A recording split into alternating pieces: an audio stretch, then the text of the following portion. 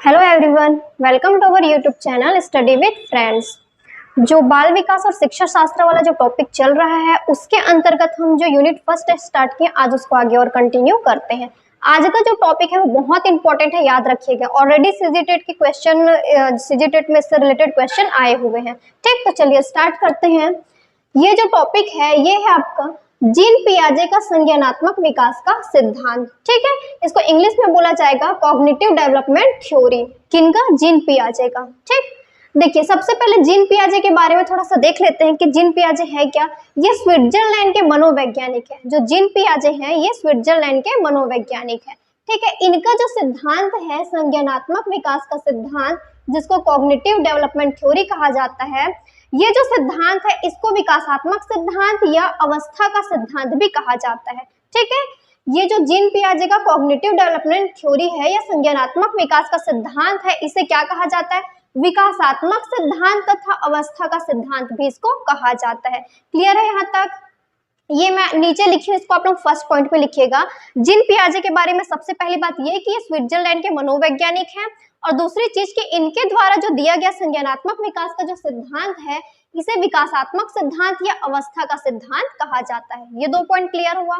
इसके बाद नेक्स्ट देखते हैं कि संज्ञानात्मक विकास या आपका कॉग्निटिव डेवलपमेंट क्या है। What is cognitive development? ठीक, तो देखिए तंत्रिका विज्ञान तथा मनोविज्ञान का एक अध्ययन क्षेत्र है। जो संज्ञानात्मक विकास है ये तंत्रिका विज्ञान तथा मनोविज्ञान का एक अध्ययन क्षेत्र है। ठीक है, जिसमें बच्चों द्वारा सूचना प्रसंस्करण, भाषा सीखने तथा मस्तिष्क के विकास के अन्य पहलुओं पर ध्यान केंद्रित किया जाता है। ठीक है, क्या बोला गया इसमें? जो आपका संज्ञानात्मक विकास है वो तंत्रिका विज्ञान तथा मनोविज्ञान का एक अध्ययन क्षेत्र है, जिसमें जो बच्चे होते हैं, सीखने वाले जो बच्चे होते हैं, उनके द्वारा क्या क्या किया जाता है? सूचना प्रसंस्करण किया जाता है, भाषा सीखने तथा मस्तिष्क के विकास के अन्य पहलुओं पर ध्यान केंद्रित किया जाता है।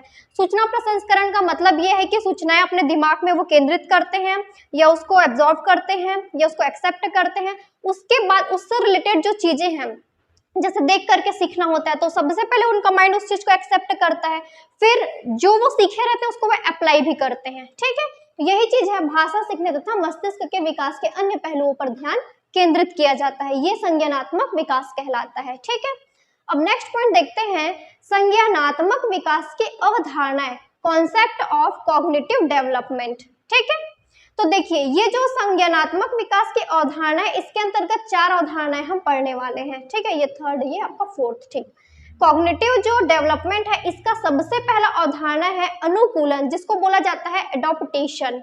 ठीक है, अनुकूलन का मतलब, अनुकूलन और प्रतिकूलन ये दो चीजें हैं। अनुकूलन का मतलब आपका वातावरण के अनुकूल, जैसे इसमें दिया गया है वातावरण के अनुसार अपने आप को ढालना, ये क्या कहलाता है? अनुकूलन कहलाता है। ठीक है, मतलब वातावरण के अनुसार अपने आप को ढालने का मतलब ये है कि जैसे एक एग्जांपल लेते हैं, हम जो छत्तीसगढ़ के निवासी है, ठीक, अब हमको किसी और अदर स्टेट पे जॉब मिला है और हमको वहां पे जाके रहना है, तो क्या यहाँ का रहन सहन और वहां का रहन सहन सेम हो सकता है? क्या नहीं हो सकता है। यहाँ का खान पान वहां का खान पान सेम नहीं हो सकता है। तो अगर आपको वहां जॉब करना है तो आपको वहां एडजस्ट करना पड़ेगा, वहां का जो एटमॉस्फेयर है उसके अनुसार खुद को ढालना पड़ेगा। तो यही कहा गया अनुकूलन का मतलब यह है कि वातावरण के अनुसार अपने आप को ढालना ही संज्ञानात्मक विकास की एक अवधारणा है जिसका नाम है अनुकूलन। क्लियर है? इसके बाद नेक्स्ट, अच्छा देखिए ये जो अनुकूलन है इसकी दो प्रक्रियाएं होती है। किस किस प्रकार की दो प्रक्रियाएं होती है? एक होता है आत्मसात्करण और दूसरा होता है समायोजन। ठीक है, एसिमिलेशन और एकोमोडेशन। ठीक, तो जो आत्मसात्करण होता है ये क्या होता है? पूर्व ज्ञान को नए ज्ञान के साथ जोड़ना। जो बच्चे जो होते हैं उनको जो पहले का नॉलेज है उसको नए नॉलेज के साथ कनेक्ट करना। ठीक, जो आत्मसात्करण है ये क्या कहलाता है? पूर्व ज्ञान को नए ज्ञान के साथ जोड़ना ही आत्मसात्करण कहलाता है। इसके बाद नेक्स्ट है समायोजन, पूर्व ज्ञान में परिवर्तन करके वातावरण के साथ तालमेल बिठाना, ये क्या कहलाता है? आपका समायोजन कहलाता है। क्लियर है? ये आपका फर्स्ट जो अनुकूलन है, फर्स्ट अवधारणा है, ये इसके अंतर्गत की दो प्रक्रियाएं हैं, आत्मसात्करण और समायोजन। ठीक, इसके बाद नेक्स्ट है साम्य धारण, जिसको संतुलन भी कहा जाता है, इसको इंग्लिश में इक्विलिब्रेशन कहा जाता है। क्लियर है? तो देखिए साम्य धारण का मतलब क्या होता है, देखिए बैलेंस, संतुलन का मतलब बैलेंस होता है ना। तो देखिए ये क्या होता है, इसके द्वारा बच्चा आत्मसात्करण और समायोजन की प्रक्रियाओं के बीच संतुलन कायम करता है। देखिए आत्मसात्करण और समायोजन इन दोनों के बीच क्या करता है, संतुलन लगा रखता है। ठीक, आत्मसात्करण में पूर्व ज्ञान को नए ज्ञान के साथ कनेक्ट करता है और समायोजन में पूर्व ज्ञान में परिवर्तन करके वातावरण के साथ तालमेल बिठाना, और इन दोनों के साथ तालमेल बिठाना क्या कहलाता है, आपका संतुलन या साम्य धारण या इक्विलिब्रेशन। क्लियर है ये? ठीक, इसके बाद नेक्स्ट है आपका स्कीम्स। देखिए स्कीम्स और स्कीमा दोनों अलग अलग होता है। जैसे मैं आपको बताऊंगी, ये पहले है आपका स्कीम्स। स्कीम्स का मतलब क्या हो जाएगा, व्यवहारों का संगठन। कैसे व्यवहारों का संगठन, जैसे इसमें ये होता है, आपने बच्चों को कुछ सिखाया है, ठीक है, या कुछ सिखाया नहीं भी है, चलिए डेली दिनचर्या वाली चीजें अगर मान के चलते हैं, जैसे कि एग्जाम्पल में ये देखा जाएगा कि बच्चा वहां छोटा है, तो उनका सबसे पहला वर्क वो सीखते क्या है, वो रोना तो उनका है ही है। ठीक है, जैसे उनको कोई भी नई वस्तुएं मिलती है, उसको सबसे पहला काम उनका ये रहता है उसको मुंह में डालना। ठीक है, ये चीज आप लोगों ने नोटिस किया होगा कि जो छोटा बच्चा होता है वो सीखना स्टार्ट कैसे करता है, वो जो भी चीजें होती है, बॉल पकड़ाओ या जिस भी चीज को पकड़ाओ, उसको डायरेक्टली वो मुंह में डालता है। ठीक है, अब क्या होता है, जैसे उनको भूख लग रही है, किसी चीज की नीड है, तो वो क्या करेगा, रोना स्टार्ट करेगा। वो रोते हैं तभी तो हम उसको कुछ टॉयज वगैरह देते हैं ताकि वो चुप हो पाए। तो वहां से वो क्या सीखता है कि रोने से मुझे जिस चीज की नीड है वो चीज मिल जाएगी। तो अब क्या करेगा, वो हर बार उसी चीज को दोहराएगा। जब भी उसको किसी चीज की नीड होगी, किसी भी चीज की जरूरत होगी, वो रोना स्टार्ट करेंगे। वो रोना स्टार्ट करेंगे और तब तक रोएंगे जब तक उनके जरूरत की चीजें उनको ना मिल जाए। होता है ये चीज, जैसे अगर उनको जो भी टॉय चाहिए, अगर वो टॉय ना मिल करके दूसरा मिल रहा है, तभी भी उनका रोना चुप नहीं होता है। क्यों? क्योंकि उनको नीड किसी और चीज की है। तो बच्चे को यहाँ से ये सीखने को मिलता है कि उनको किसी चीज की अगर नीड है, क्योंकि वो अभी तक बोलना सीखे नहीं है, तो वो किस प्रकार से अपनी वस्तुएं पा सकते हैं, रोने से, क्योंकि रोने से उनको पता है वो चीजें उनको मिल जाएगी। तो ये किसके अंतर्गत आ जाएगा, आपका स्कीम्स के अंतर्गत आ जाएगा। व्यवहारों का संगठन बोला जाता है इसको, जिसमें कि दोहराव होता है। कैसे दोहराव होता है कि एक बार उनको रोने से चीजें मिल गई, मतलब वो उसी चीज को वो रिपीट करेंगे, उनको फिर से कुछ नीड है, वो फिर से रोएंगे, है ना। तो यही है, ये जो स्कीम्स है इसमें क्या होता है, दोहराव होता है। ठीक है, मानसिक क्रियाओं का प्रदर्शन इसके अंतर्गत होता है। क्लियर है ये? अब नेक्स्ट देखते हैं स्कीमा। देखिए स्कीम्स और स्कीमा दोनों में डिफरेंस है। ये जो स्कीमा है, यह एक ऐसी मानसिक प्रक्रिया है जिसका सामान्यीकरण किया जा सकता है। अब देखिए सामान्यीकरण का मतलब क्या होता है, अगर इसको कॉमन लैंग्वेज में बोला जाएगा तो दूसरे को देख करके जो सीखता है और सीखने के बाद उस चीज को रिकॉल करता है। जो बच्चा है वो दूसरे को देख करके जो सीखते हैं और उसी को सीखने के बाद उसको रिकॉल करते हैं या उसको अप्लाई करते हैं, ठीक है, या उसका प्रयोग करते हैं। ये किसके अंतर्गत आ जाएगा, स्कीमा के अंतर्गत आ जाएगा। जैसे एग्जाम्पल के लिए, अपने बच्चे को, अगर बच्चा भी स्कूल जाना स्टार्ट नहीं किया, फिर भी आज के पेरेंट्स है ना अपने बच्चों को बहुत आगे बढ़ाना चाहते हैं, तो उनकी पढ़ाई पहले से शुरू कर देते हैं। तो अब ऐसा तो नहीं है कि उनको 1 2 3 4 10 तक डायरेक्टली एक बार में बता दिया जाए, इतना लेंदी तो उनके बच्चे के माइंड में नहीं जाएगा ना। सबसे पहले वो 1 स्टार्ट करेगा, फिर 2 स्टार्ट करेगा, पूरे आपका 1 वीक उनको 1 की प्रैक्टिस कराई जाती, फिर सेकेंड वीक 2 की प्रैक्टिस कराई जाती है, ऐसा किया जाता है। तो जैसे आपने आज बच्चों को कुछ नई चीजें सिखाई है, जैसे आपने उनको 1 लिखना सिखाया है, या वो 1 लिखते कैसे ये देख लिया उसने। अब क्या है, वो कहीं कोई भी नई जगह, अगर नई न्यू जगह जा रहा है और वहां पे उनको सेम चीज ये 1 देखने को मिल रहा है, तो ये जो बच्चा है वो क्या करेगा, रिकॉल करेगा कि मुझे ये चीज सिखाया गया है, उसका वो प्रयोग करना स्टार्ट करेगा। अच्छा ये 1 है, ये जैसे कोई आपने उसको अ सिखाया है, अ सिखाया या क सिखाया, जो भी सिखाया है, अब वहां पे उनको जो लेटर मिलेगा, हो सकता है कुछ आपका जैसे अखबार लिखा हुआ है, अब उस अखबार में से वो अ को पहचान लिया कि ये अ मैं सीख गया हूँ, है ना। तो ये क्या कहलाएगा, किसके अंतर्गत आ जाएगा, सामान्यीकरण के अंतर्गत आ जाएगा। तो स्कीमा का मतलब ये है कि बच्चे जो सीखते हैं और सीखने के बाद उसका अनुप्रयोग करते हैं, ये स्कीमा के अंतर्गत शामिल हो जाता है। यहाँ तक क्लियर है? इसके बाद का जो चीज है वो सबसे ज्यादा इंपॉर्टेंट है, सबसे मोस्ट इंपॉर्टेंट है। ये इससे क्वेश्चन आया ही हुआ है और आने के चांसेस भी बहुत है। ये है आपका पियाजे के संज्ञानात्मक विकास की अवस्थाएं। जो पियाजे के संज्ञानात्मक विकास की अवस्थाएं हैं, ये इसकी 4 अवस्थाएं होती हैं। कौन कौन सी 4 अवस्थाएं होती है? सबसे पहली अवस्था है आपका संवेदी पेशी अवस्था, जिसको बोला जाता है सेंसरी मोटर स्टेज, ठीक है। दूसरा अवस्था है प्राक संक्रियात्मक अवस्था, जिसको बोला जाता है प्री ऑपरेशनल स्टेज, ठीक। तीसरा है ठोस संक्रियात्मक अवस्था, जिसको बोला जाता है स्टेज ऑफ कंक्रीट ऑपरेशनल। फिर लास्ट है औपचारिक संक्रियात्मक अवस्था, जिसको बोला जाता है stage of formal operational. Clear है ये? देखिए यहाँ पे ये जो 4 अवस्थाएं हैं, इसके बारे में हमको थोड़ा सा डील भी पढ़ना है। इन अवस्थाओं में कौन से एज को रखा गया है और उसके क्या क्या आपके लक्षण है या उनके क्या क्या कार्य है या उनकी क्या क्या उपलब्धि है, ठीक। तो इसके आगे चलिए हम लोग प्रॉपर स्टार्ट करते हैं। पहला स्टार्ट करेंगे हम लोग संवेदी पेशी अवस्थाएं। पहले आप यहाँ तक का नोट कर लीजिएगा। और जैसे अगर कुछ पिक का प्रॉब्लम आता है कि ब्लर है या क्लियर नहीं है, तो आप टेलीग्राम से जा करके ले सकते हैं। टेलीग्राम में इसका जो पिक्चर है मैं इसमें डाल दूंगी, ठीक है। चलिए पहले आप इसको नोट डाउन कर लीजिए, फिर अपन नेक्स्ट स्टार्ट करते हैं संवेदी पेशी अवस्थाएं। चलिए स्टार्ट करते हैं हम संवेदी पेशी अवस्था, जो फर्स्ट नंबर का जो है वो स्टार्ट कर रहे हैं, ठीक। देखिए संवेदी पेशी अवस्था में क्या होता है, ये जो स्टेज है इसमें बच्चों का किस एज से किस एज तक का शामिल है, ठीक। तो देखिए यहाँ पे जो अवस्था या जो स्टेज है वो 0 से 2 वर्ष, जो बच्चे जन्म 0 मतलब जो जन्म जिनका हुआ है जन्म से लेकर 2 वर्ष तक की अवधि, या फिर जन्म से 24 महीने तक की, 2 वर्ष मतलब आपका 24 महीने आ जाएगा उसमें, ठीक है। तो या तो ये देगा 0 से 2 वर्ष तक, या जन्म से 2 वर्ष तक, या फिर जन्म से 24 महीने तक की जो अवस्था होती है, स्टेज होता है, ये संवेदी पेशी अवस्था के अंतर्गत शामिल होता है, ठीक। इसमें जो क्या क्या होता है, देखिए बच्चा अपने ज्ञानेंद्रियों के माध्यम से सीखता है। ये जो स्टेज है इसमें बच्चा जो है अपने ज्ञान इंद्रियों के माध्यम से इसमें सीखता है। सेकेंड चीज है, इसमें वस्तु स्थायित्व का गुण आ जाता है, ऑब्जेक्ट परमानेंट का गुण आ जाता है। तो ये जो ऑब्जेक्ट परमानेंट या वस्तु स्थायित्व ये क्या है, ये इंपॉर्टेंट है ना, देखिएगा इसको इंपॉर्टेंट करके लिख लीजिएगा। वस्तु स्थायित्व का मतलब क्या होता है, जो बच्चा अपने दिमाग में जिस भी चीज का छाप बनाता है उसको ढूंढने की कोशिश करने लग जाता है। देखिए इसमें लिखा है अर्थात बच्चा अपने दिमाग में वस्तु की छाप बनाना शुरू कर देता है, जिससे वह छिपी हुई वस्तु को भी ढूंढ लेता है। यही आपका वस्तु स्थायित्व कहलाता है। क्लियर है यहाँ तक? इसके बाद नेक्स्ट देखना है, इस आयु में उसकी बुद्धि उसके कार्यों के द्वारा व्यक्त होती है। मतलब उनका जो माइंड है वो किस प्रकार हम जज करते हैं, उनके कार्यों के अकॉर्डिंग, वो जिस प्रकार का वर्क कर रहा है उसके अकॉर्डिंग हम उसका जो माइंड है उसको जज करते हैं, ठीक है।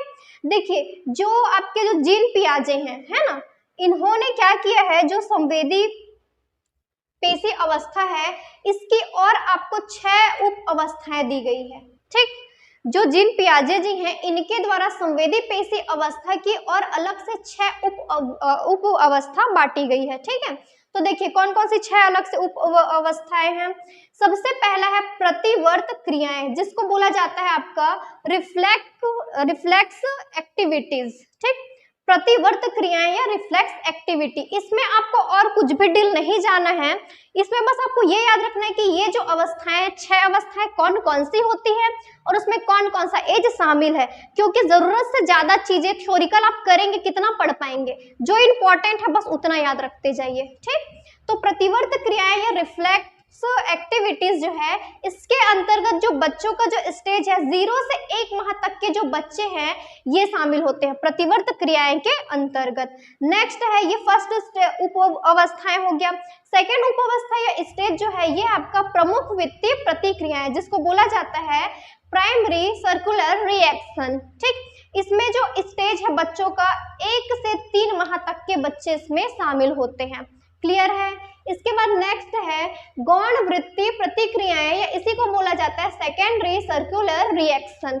इसके अंतर्गत बच्चों का जो स्टेज है 4 माह से 6 माह तक के बच्चों को इसमें शामिल किया गया है।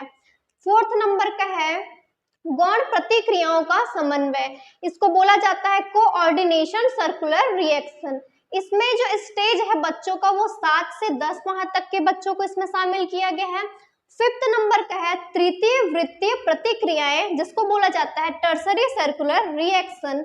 इसके अंतर्गत जो स्टेज डिसाइड किया गया बच्चों का वो है 11 से 18 माह तक के, ठीक। लास्ट और अंतिम है जिसको बोला भी जाता है अंतिम अवस्था या फाइनल स्टेज।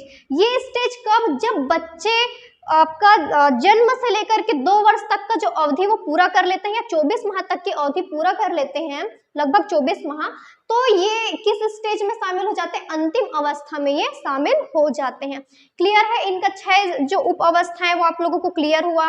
हम कौन सा पढ़ रहे हैं, संवेदी पेशी अवस्थाएं। ठीक है, संवेदी पेशी अवस्थाओं में जो जो चीज आपको इंपॉर्टेंट, जैसे वस्तु स्थायित्व का जो गुण है, पूछा जाएगा कि वस्तु स्थायित्व का गुण जीन पियाजे के अनुसार कौन सी अवस्थाओं में आता है, तो ये कौन सी अवस्था में आता है, संवेदी पेशी अवस्था में आता है। ठीक है, बच्चा ज्ञानेंद्रियों के माध्यम से कौन सी अवस्था में सीखना प्रारंभ करता है, तो संवेदी पेशी अवस्था में सीखना प्रारंभ करता है। ठीक, संवेदी पेशी अवस्थाओं को कितने और अन्य उप अवस्थाओं में बांटा गया जीन पियाजे के द्वारा, तो इनको अलग से 6 उप अवस्थाएं में बांटा गया है।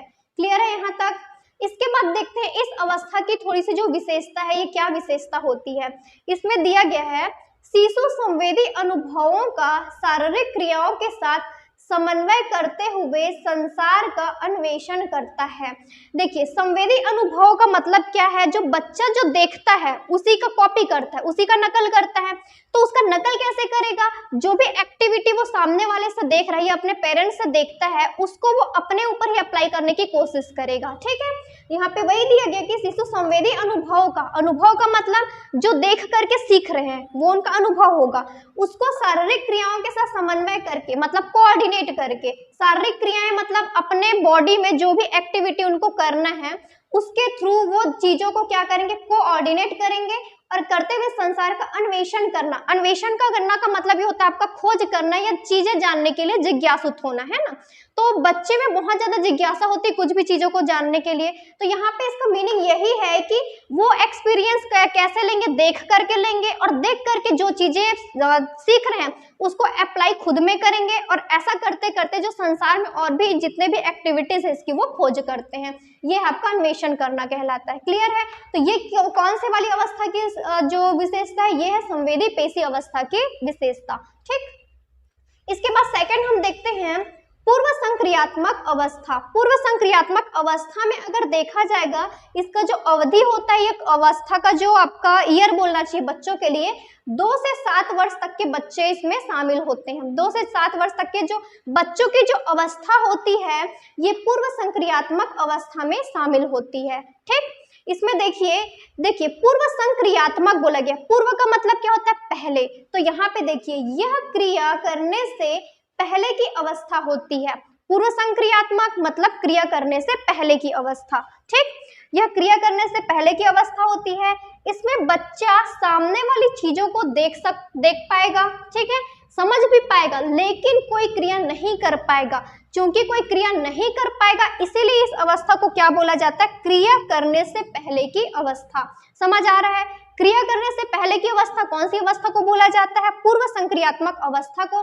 इसमें बच्चों का कौन सा उम्र शामिल होता है, किस प्रकार के उम्र के बच्चे शामिल होते हैं, तो 2 से 7 वर्ष तक की श्रेणी के उम्र वाले जो बच्चे होते हैं वो इसमें शामिल होते हैं। ठीक है, इसमें क्या होता है, तो बच्चा जो है चीजों को देख पाएगा, उसको समझ भी पाएगा, लेकिन उसके अनुसार कोई क्रिया नहीं कर पाएगा, कोई रिएक्ट नहीं कर पाएगा उसमें। ठीक, देखिए ये जो आपका स्टेज है पूर्व संक्रियात्मक स्टेज या क्रिया करने से पहले की जो अवस्था होती है, इसमें बच्चों में इस प्रकार के किस प्रकार के लक्षण देखे जाते हैं। जैसे पहला है जीववाद। इस जीववाद में क्या होता है, बच्चा जो है सजीव और निर्जीव में अंतर नहीं समझ पाता, अंतर नहीं कर पाता कि कौन सी चीजें सजीव है कौन सी चीजें निर्जीव है। इसके बाद नेक्स्ट है अहम केंद्रित। ये अहम केंद्रित में क्या है, बच्चों को ये लगता है कि वो जो कर रहा है या जो सोच रहा है वो वही सही है, ठीक है, वो ठीक है, सब सही सोच रहा है वो। तो अहम केंद्रित का मतलब यही है कि बच्चों को ये लगता है इसमें कि जो भी चीजें वो कर रहा है, जो सोच रहा है वो बिल्कुल सही है। ठीक, फिर नेक्स्ट है अपलटावी। अपलटावी का मतलब जो है, जैसे इसमें मैंने एग्जांपल लिखा है 4 + 6, इसको आपने बच्चों को जोड़ने के लिए कहा, ये होता है 10। ठीक, लेकिन यहीं पे अंक को पलट दिया जाएगा 6 + 4, तो बच्चे इसका आंसर नहीं दे पाएंगे, वो सोच में पड़ जाएंगे। इसी को कहा जाता है अपलटावी। ये वाला जो लक्षण है ये भी आपको पूर्व संक्रियात्मक स्टेज में ही देखने को मिलेगा। ठीक है, लास्ट है केंद्रीकरण। तो केंद्रीकरण में ये है कि जो भी चीजें हैं कोई भी जो चीज है उसके बहुत सारी विशेषताएं होती, लेकिन बच्चा उन सब विशेषताओं को छोड़ करके केवल और केवल एक ही विशेषता में फोकस करता है या एक ही विशेषता में ध्यान देता है, ये केंद्रीकरण कहलाता है। और ये भी इसका लक्षण कौन से स्टेज में आता है? पूर्व संक्रियात्मक अवस्था के अंतर्गत शामिल होता है ये, ठीक है। देखिए ये जो पूर्व संक्रियात्मक अवस्था है इसको दो भागों में बांटा गया है। सबसे पहले वाले को बोला जाता है पूर्व संप्रत्यात्मक अवधि और दूसरे वाले को बोला जाता है अंतर्दर्शी अवधि, ठीक है। तो देखिए ये जो पूर्व संप्रत्यात्मक अवधि जो है इसके अंतर्गत बच्चों का कौन सा एज शामिल किया गया? 2 से 4 वर्ष के जो बच्चे हैं या इनका जो एज होता है इस एज को बोला जाता है पूर्व संप्रत्यात्मक अवधि। क्लियर है? इसके बाद नेक्स्ट है अंतर्दर्शी अवधि। इसमें 4 से 7 वर्ष तक के जो बच्चों की आयु होती है वो शामिल होती है, ठीक। तो देखिए इसके अंतर्गत क्या होता है? सूचकता विकसित कर लेते हैं। जो बच्चे होते हैं उनमें सूचकता विकसित हो जाता है, सूचकता विकसित कर लेते हैं, ठीक है। कैसे सूचकता विकसित कर लेते हैं? मतलब किसी भी चीज का आइडेंटिफाई कर लेना या पहचान कर लेना, ये यहाँ पे बच्चे इस एज में विकसित कर लेते हैं, इस अवधि में, ठीक है। और जो आपका अंतर्दर्शी अवधि जो है इसके अंतर्गत क्या हो जाएगा? बालकों का चिंतन एवं तर्कना पहले से अधिक परिपक्व हो जाता है। तर्कना का मतलब आपका रीजनिंग वाला जो हो गया, ठीक है। तो चिंतन मतलब सोचना और तर्क करना मतलब जो रीजनिंग होता है, तर्क शक्ति जो होती है ये है। तो ये पहले से अधिक परिपक्व हो जाता है, तो पहले से अधिक उनमें मैच्योरिटी आ जाती है इस चीज के लिए। क्लियर है? अब देखते हैं इसकी विशेषताएं क्या क्या होती है। तो सबसे पहले यह है कि इस स्टेज में बच्चों में आत्म केंद्रितता का विकास हो जाता है, ठीक है। बच्चों में क्या होता है? आत्म केंद्रितता का विकास हो जाता है। सेकंड इसमें विशेषता है कि इसमें मुद्रा संप्रत्यय, दूरी, भार, ऊंचाई आदि के कॉन्सेप्ट की कमी इसी अवस्था में होती है। पूछ सकता है क्वेश्चन कि आपका मुद्रा संप्रत्यय, दूरी, भार, ऊंचाई आदि के कॉन्सेप्ट में कमी, जो बच्चों में जो कमी होती है वो कौन से स्टेज में होती है? तो सेकंड स्टेज। कौन सा सेकंड स्टेज? पूर्व संक्रियात्मक अवस्था। देखिए यहाँ पे आपका अपना, चलो ठीक है सीक्वेंस वाइज कर रहे हैं, चलो सही है, ऐसा कोई दिक्कत नहीं है। कि मैं ये कह रही हूँ कि अगर पहले ये वाला स्टेज दे दिया संवेदी पेशी अवस्था, दूसरा पूर्व संक्रियात्मक अवस्था, तो आप लोग कंफ्यूज नहीं होइएगा, क्योंकि हमने जो सीक्वेंस पढ़ा है वो एज के हिसाब से प्रॉपर सही पढ़ा हुआ है, ठीक। नेक्स्ट है इसमें प्रतीकात्मक विचार विकसित होने लगते हैं इसमें। नेक्स्ट है वस्तु स्थायित्व उत्पन्न होते हैं। और लास्ट जो इसका विशेषता वो है बच्चा वस्तु के विभिन्न भौतिक गुणों को समन्वित नहीं कर पाता है, ठीक। ये जो है विशेषता उतनी इंपॉर्टेंट नहीं है जितना स्टार्टिंग का ये दो विशेषता इंपॉर्टेंट है। आत्म केंद्रितता का विकसित होना और मुद्रा संप्रत्यय, दूरी, भार, ऊंचाई आदि के कॉन्सेप्ट में कमी इसी अवस्था में आती है। ये दोनों चीज ज्यादा इंपॉर्टेंट है। बाकी आप लोग ये जो और 3 बताई हुई विशेषता उसको आप लोग देख लीजिएगा, अगर करना होगा तो आप कर सकते हैं, ठीक। इसके बाद ये आपका सिर्फ 2 अवस्थाएं हुआ है, इसके बाद 2 अवस्थाएं और बची हुई है जिसको मैं आगे की क्लास में कंटिन्यू कराऊंगी, क्योंकि वीडियो लंबा होगा तो आपका भी मन नहीं करेगा उसको आगे की क्लास को करने का, ठीक। और अगर पिक का दिक्कत आता है तो मैं आपको वही बोलूंगी, हमारा जो टेलीग्राम चैनल है उसको जाके आप लोग ज्वाइन करिएगा, क्योंकि उसमें पिक डलता है। देखो बोर्ड जो है इतना बड़ा बोर्ड है लेकिन चीजें बहुत ज्यादा है, तो मैं इसमें आपको बहुत बड़ा बड़ा लिख करके नहीं बता सकती हूँ, क्योंकि मैं बहुत बड़ा बड़ा लिखूंगी तो उसमें ज्यादा सेंटेंस ही नहीं आ पाएंगे, ज्यादा चीजें नहीं आ पाएंगे, तो वीडियो आपका ऐसे लंबा बनते जाएगा, ठीक है। कम कंटेंट में वीडियो बस जो है ज्यादा लंबा बनेगा। तो मैं आपको कम टाइम पे जितनी सारी चीजें अच्छी से चीजें प्रोवाइड करा सकती हूँ वैसा मैं ट्राई कर रही हूँ, आपके लिए करा रही हूँ मैं, ठीक। और अगर आपको हमारा वीडियो अच्छा लग रहा है तो हमारे वीडियो को लाइक कीजिएगा, अपने फ्रेंड्स में शेयर कीजिएगा और हमारे चैनल को सब्सक्राइब कीजिएगा। Thank you.